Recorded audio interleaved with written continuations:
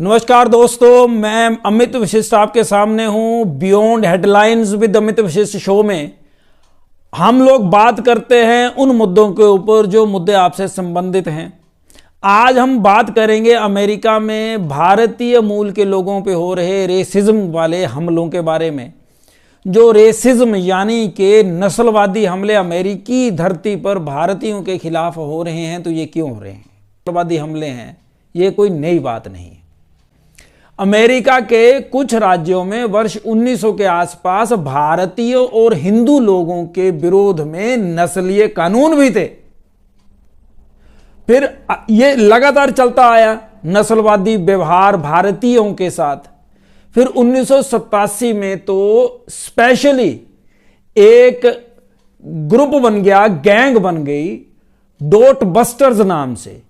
इन्होंने पंपलेट्स भी छपवाए और खुली धमकियां दी कि अगर वो हिंदुओं को और भारतीयों को, चाहे महिला चाहे पुरुष, सड़कों पे देखेंगे तो इनका विरोध भी करेंगे और मारेंगे भी। ये जो नस्लवादी विरोध है हिंदुओं का और भारतीयों का, ये वर्तमान में अमेरिका के सोशल मीडिया पे बहुत उच्च स्तर पर हो रहा है। और जो अमेरिका में रहने वाले भारतीय हैं या भारतीय मूल के लोग हैं, वो बहुत ज्यादा चिंतित हैं अपनी सुरक्षा को लेकर के, अपनी आइडेंटिटी को लेकर के। उसका कारण बस एक है कि वहां पर अमेरिका में इन दिनों भारत विरोधी एजेंडा बहुत पीक पर चल रहा है। एंटी इंडियन जो उनका एक्सप्रेशंस हैं, एंटी इंडियन उनकी वर्डिंग है, बहुत कुछ अमेरिका में हिंदुओं और भारतीयों के लिए बहुत ज्यादा चिंता और खेदजनक होता चला जा रहा है। अमेरिका ने 2024 में चुनावों में भाग लिया, अमेरिका की जनता ने, और डोनाल्ड ट्रंप एक बार फिर से चुन लिए गए। डोनाल्ड ट्रंप को सपोर्ट करा था एलन मस्क ने और उनके जैसे बहुत सारे बड़े बड़े व्यापारियों ने। डोनाल्ड ट्रंप ने नारा दिया था अमेरिका फर्स्ट का, और उसी के तहत डोनाल्ड ट्रंप ने यह अनाउंस कर दिया था कि H-1B वीजा बंद करके अमेरिकन लोगों की नौकरियां बचाई जाएंगी और जो भारत या अन्य क्षेत्रों से जो एम्प्लॉयज हायर किए जाते हैं अमेरिकी कंपनियों द्वारा, उसे रोका जाएगा। और H-1B वीजा जब खत्म हो जाएगा तो ये ऑटोमेटिकली हो जाएगा, जिस कारण जो अमेरिका के नेटिव्स हैं, अमेरिका के लोग हैं, नागरिक हैं, उनकी जो नौकरी है वो बच जाएगी। ये जो बयान था, ये जो बातें थी, डोनाल्ड ट्रंप की जीत में इन्होंने बहुत महत्वपूर्ण रोल प्ले किया। अब जब ट्रंप जीत गए हैं तो वहां के लोगों में ये नस्लवादी सोच बहुत घर करती चली जा रही है कि जो H-1B वीजा है, इस वीजे के ऊपर जो लोग आते हैं उनके प्रति या उनके विरोध में हमें यानी अमेरिका की सरकार को कड़ा कदम उठाना चाहिए। और इस समय जो वहां का डाटा बताता है कि ज्यादातर H-1B वीजा पर आने वाले लोगों में भारतीय लोग हैं। 78% तक भारतीय लोग अमेरिका में गए हैं जॉब करने के लिए, जिनको वहां की कंपनीज ने मिनिमम वेज देने का वायदा करके अपने देश में बुलाया है। यह अमेरिका का कानून है। दैट इज वाई अमेरिका में बहुत सारे देशों से लोग आते हैं, बड़े बड़े, इसको ब्रेन ड्रेन जैसे भारत में बोला जाता है कि भारत के जो अच्छे अच्छे सोच रखने वाले हैं, मेहनती लोग हैं, अच्छा दिमाग ब्रेन है, वो सारा अमेरिका चला जाता है, क्योंकि वहां पर चांसेस बढ़ जाते हैं। उनका सोर्स ऑफ इनकम यानी पैसा बहुत कमा सकते हैं, वो पैसे के लिए कहां चले जाते हैं? अमेरिका। लेकिन अमेरिका एहसान नहीं कर रहा ये भारतीयों के ऊपर। अमेरिका को भारतीयों की जरूरत है। दैट इज वाई वहां वह भारतीयों को हायर करते हैं।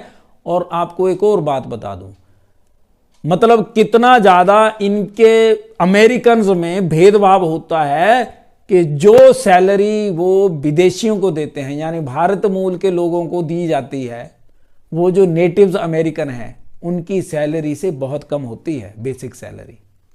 जिस नौकरी के लिए एक भारतीय मिनिमम वेज जो प्राप्त करता है उससे कहीं अधिक होती है अमेरिका के नेटिव्स की, यानी अमेरिकी नागरिक के लिए जो मिनिमम वेज है वो बहुत अधिक है।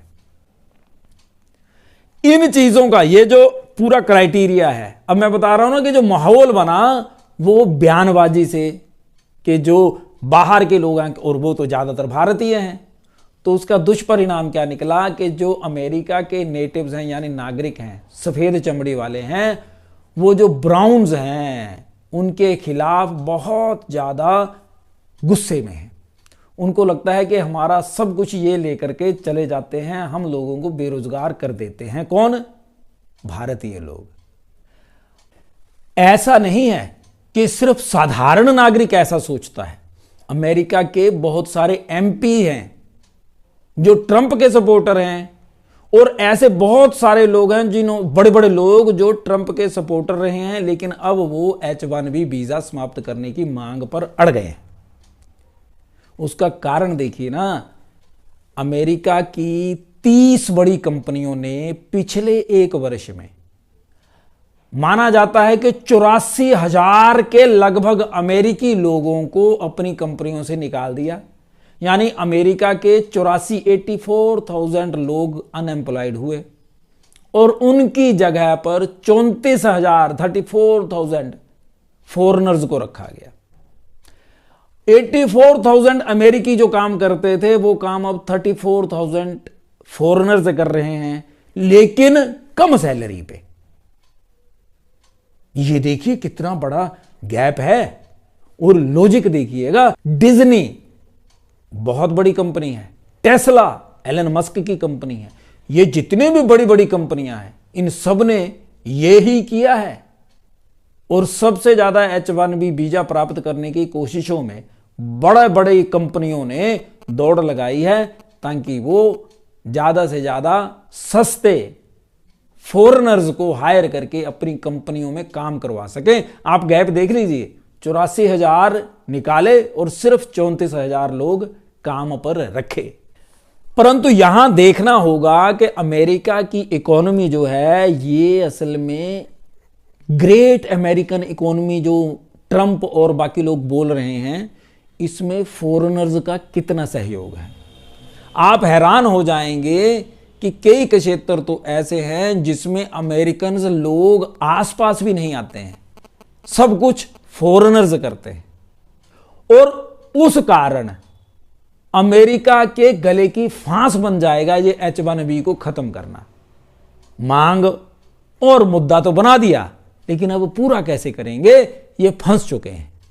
ये असंभव हो जाएगा, जबकि इसके बारे में अलग अलग सलाहें देने वाले बहुत हैं, लेकिन कैपिटलिज्म अलाउ नहीं करेगा, पूंजीवाद। क्योंकि अमेरिका की धरती मदर ऑफ कैपिटलिज्म है, पूंजीवाद। अपना प्रॉफिट अगर व्यापारी छोड़ देगा तो फिर वो अमेरिका में क्यों रहेगा। H1B वीजा अमेरिका की सक्सेस स्टोरी है, क्योंकि जितने भी अमेरिका में साइंटिस्ट हैं उनमें अधिकतर फॉरेनर्स हैं, जितने भी डॉक्टर्स हैं अधिकतर फॉरेनर्स हैं, इंजीनियर्स हैं अधिकतर फॉरेनर हैं। ये बहुत बड़ी लिस्ट है। अमेरिका के एक फिजिसिस्ट है मिचियो काकू, इनकी बुक्स हैं, ये बहुत well known learned personality of America हैं, बहुत मेहनती हैं और बड़े ईमानदार। इनकी वीडियोस देखिएगा तो आप देखेंगे कि इन्होंने खुल्लम खुल्ला चैलेंज करके तो H1B वीजा बंद नहीं होगा, खत्म नहीं कर सकता अमेरिका, ये कहा है, और विद लॉजिक एंड डिटेल्स। तो आप इनका वीडियो अगर नेट पे कोशिश करना चाहें तो मिल जाएगा। काकू के वीडियोस बहुत महत्वपूर्ण है और बहुत साधारण भाषा में इन्होंने पूरी डिटेल में बात की है इसी H1B वीजा के बारे में और अमेरिका की इकोनॉमी और डेवलपमेंट के बारे में। अमेरिका साइंस का हब माना गया, डेवलपमेंट, बहुत ज्यादा रिसर्च वर्क, लेकिन है कौन उसमें काम करने वाले? ज्यादातर फॉरेनर्स हैं। ये मैं नहीं कहता, साइंटिस्ट कहते हैं। मिचियो काकू के अनुसार भी ऐसा ही है। इससे पहले जो वहां सुझाव आए हैं, ट्रंप और एलन मस्क ने जो सोच रखी है कि हम कैसे H1B वीजा को चेंज कर सकते हैं, खत्म तो नहीं कर पाएंगे, उनको भी पता है, क्योंकि दोनों व्यापारी हैं। अब भैया व्यापारी आदमी तो एक ही प्रॉफिट देखेगा, और उनको पता है कि H1B पूरी तरह खत्म नहीं हो सकता।